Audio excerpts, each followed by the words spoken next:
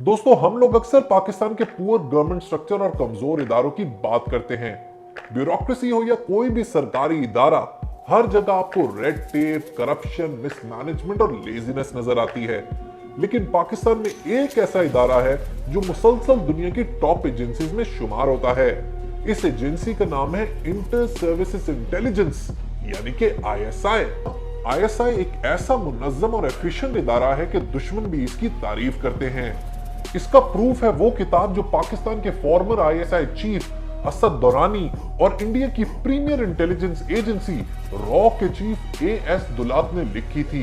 इस किताब का नाम है दोस्तों द स्पाई क्रॉनिकल्स। जब आप ये किताब पढ़ेंगे तो आपको अंदाजा होगा कि Indian military is in absolute awe of ISI। ऊपर से चाहे वो कुछ भी कहते रहें, but deep inside they are really impressed and inspired from ISI। ISI, CIA, Mossad, रॉ, MI ये सब इंटेलिजेंस एजेंसीज हैं जिनका काम है अपने मुल्क के इंटरेस्ट को प्रोटेक्ट करना। इन एजेंसीज में काम करते हैं स्पाइज यानी जासूस, जिनकी हर खतरे पर नजर होती है और वो अपने मुल्क को प्रोटेक्ट करने के लिए किसी भी हद तक जा सकते हैं। कौन होते हैं ये स्पाइज, इनका थॉट प्रोसेस कैसे चलता है और ये कैसे अपने काम करते हैं, ये सब बातें डिस्कस करेंगे आज की इंफॉर्मेटिव वीडियो में। डेविड ओमंड यूके के top security and intelligence professional रहे हैं। He was the former director of GCHQ, एक ऐसा इदारा जिसका काम है यूके को प्रोटेक्ट करना। इन्होंने एक बहुत ही जबरदस्त किताब लिखी है जिसका टाइटल है हाउ स्पाइज थिंक। इस किताब में उन्होंने डिटेल में बताया है जासूसों के काम करने का तरीका।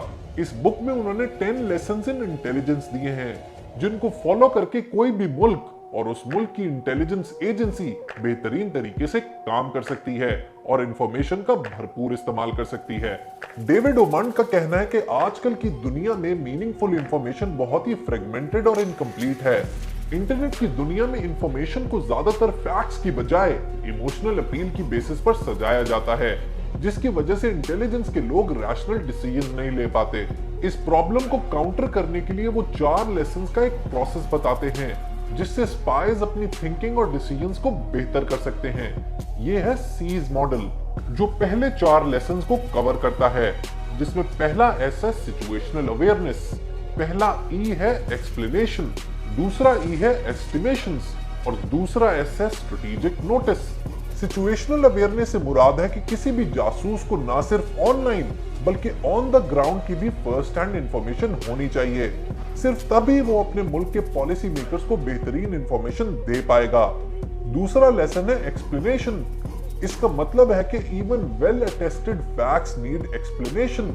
एक एक्सपर्ट स्पाई को बेहतरीन नॉलेज होती है हिस्ट्री की, ज्योग्राफी की, फॉरेन लैंग्वेजेस की, साइकोलॉजी की और करंट अफेयर्स की। इन ट्रेड्स की बेसिस पर कोई भी जासूस डेटा को इकट्ठा करता है और इस डेटा की बेसिस पर फ्यूचर की एस्टिमेशन करता है। Last S in the Cs model is strategic notice. इसका मतलब यह है कि you need to be intelligent enough to peep into the future, यानी कि एक अच्छा स्पाई किसी भी क्रिस्टल बॉल के बगैर अपनी स्किल्स को यूज करके फ्यूचर को प्रिडिक्ट कर सकता है। उसे मालूम होना चाहिए कि उसके डिसीजंस का फ्यूचर पर क्या इंपैक्ट होगा और फ्यूचर में ऐसा क्या होगा जिससे उसके डिसीजंस इंपैक्ट होंगे। 5वां लेसन इन इंटेलिजेंस है it is our own demons which are most likely to mislead us. इसका मतलब यह है कि अक्सर औकात हम अपने दिमाग और सोच के इतने गलबे में आ जाते हैं कि हम लोग रैशनली सोच ही नहीं पाते। सच्चाई हमारी नजरों के सामने होती है but emotions guide us through, हमारी रीजनिंग को इफेक्ट करते हैं और हमें गलत डिसीजंस लेने पर मजबूर करते हैं। बहुत सारी इंटेलिजेंस एजेंसीज और उनमें काम करने वाले जासूस अक्सर औकात कॉग्निटिव बायसेस का शिकार हो जाते हैं which negatively hurts their decision making power। यही वजह है कि इंटेलिजेंस में ब्लंडर्स भी बहुत कॉमन हैं। अपने थिंकिंग बायसेस को हटाने के लिए एक इंटेलिजेंस एजेंसी और उसमें काम करने वाले ऑफिसर्स बहुत सारी चीजें अडॉप्ट कर सकते हैं, जिसमें से नंबर 1 है do not believe what you want to believe until you know what you need to know. Remember that the answer you get is likely to depend upon the question you asked. Recognize that cognitive errors arise at the individual, group and institutional levels, and that they may come together in the pressures on the individual from groupthink. Group think का मतलब है कि जो majority में लोग सोच रहे हैं उन्हीं के साथ अपनी सोच को मिला लेना और अपनी इंडिविजुअलिटी को भूल जाना। What you see or hear or fail to see or hear reflects your state of mind and degree of attention. Keep an open mind and be prepared to change it when new evidence arrives. Sixth lesson है we are all susceptible to obsessive state of minds. Intelligence के लोग किसी भी एक matter के बारे में इतना ऑब्सेसिव हो जाते हैं, इतना ज्यादा सोचते हैं कि उन्हें वो सच लगने लगता है, चाहे वो मामला सरासर झूठ पर मबनी हो। सेवेंथ लेसन है seeing is not always believing. इसका एक क्लासिकल केस है कोलिन पावेल की वो प्रेजेंटेशन जो उन्होंने इराक के वेपन्स ऑफ मास डिस्ट्रक्शन पर दी थी।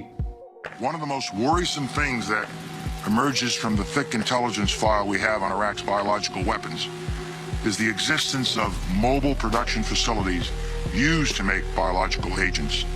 Let me take you inside that intelligence file and share with you what we know from eyewitness accounts. We have first-hand descriptions of biological weapons factories on wheels and on rails. The trucks and train cars are easily moved and are designed to evade detection by inspectors. In a matter of months, they can produce a quantity of biological poison equal to the entire amount that Iraq claimed to have produced in the years prior to the Gulf War. उस presentation में उन्होंने तस्वीर और labels के साथ सारी दुनिया को बताया था कि इराक के पास डेडली वेपन्स हैं। यूएस ने ये देखकर ही इराक पर अटैक किया जहां से एक भी वेपन ऑफ मास डिस्ट्रक्शन नहीं मिला।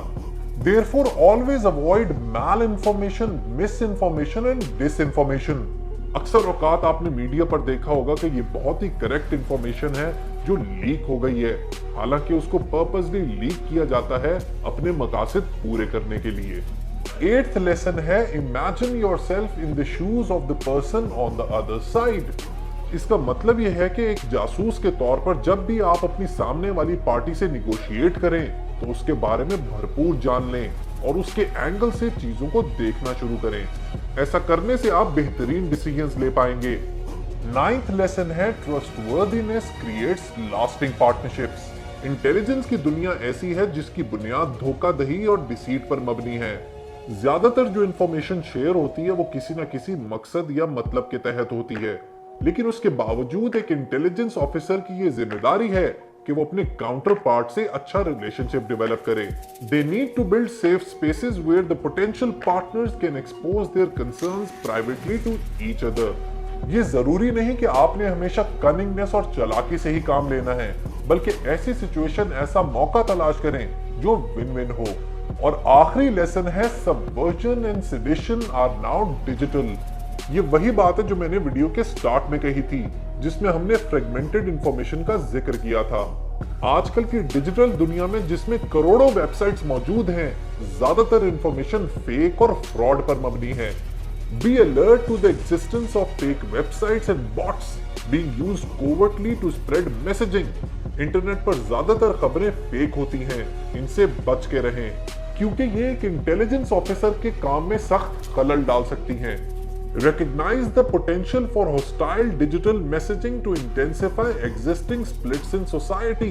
अक्सर औकात आपने सोशल मीडिया पर कुछ ऐसी वीडियोस देखी होंगी या कोई ऐसी न्यूज देखी होगी जिससे सोसाइटी में पोलराइजेशन और स्प्लिट बढ़ जाता है, जैसे कि कोई शिया सुन्नी को या कोई सुन्नी शिया को बुरा भला कह रहा है। इसी तरह अलग अलग जबानों के लोग जैसे कि सिंधी, बलोची, पंजाबी या पख्तूनों की लड़ाई का जिक्र एकदम से न्यूज में आ जाएगा, या बलूचिस्तान की सिचुएशन के ऊपर एक अजीब और गरीब सी न्यूज आ जाएगी।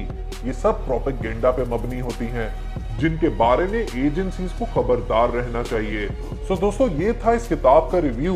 It's a good read if you want to understand how the world of intelligence works. As a Pakistani we should be proud कि हमारे जो मिलिट्री के इदारे हैं, चाहे वो फौज हो या ISI, वो बहुत ही पोर्टेंट, प्रोडक्टिव और वेल मैनेज्ड हैं।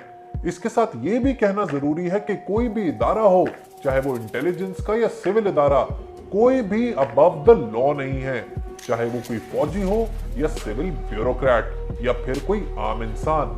कानून सबके लिए एक जैसा होना चाहिए। That's how societies grow and prosper. मुझे वीडियो के बारे में अपना फीडबैक जरूर दीजिएगा। Until next time, Let's read, learn, progress, and self-actualize. Let's read Pakistan.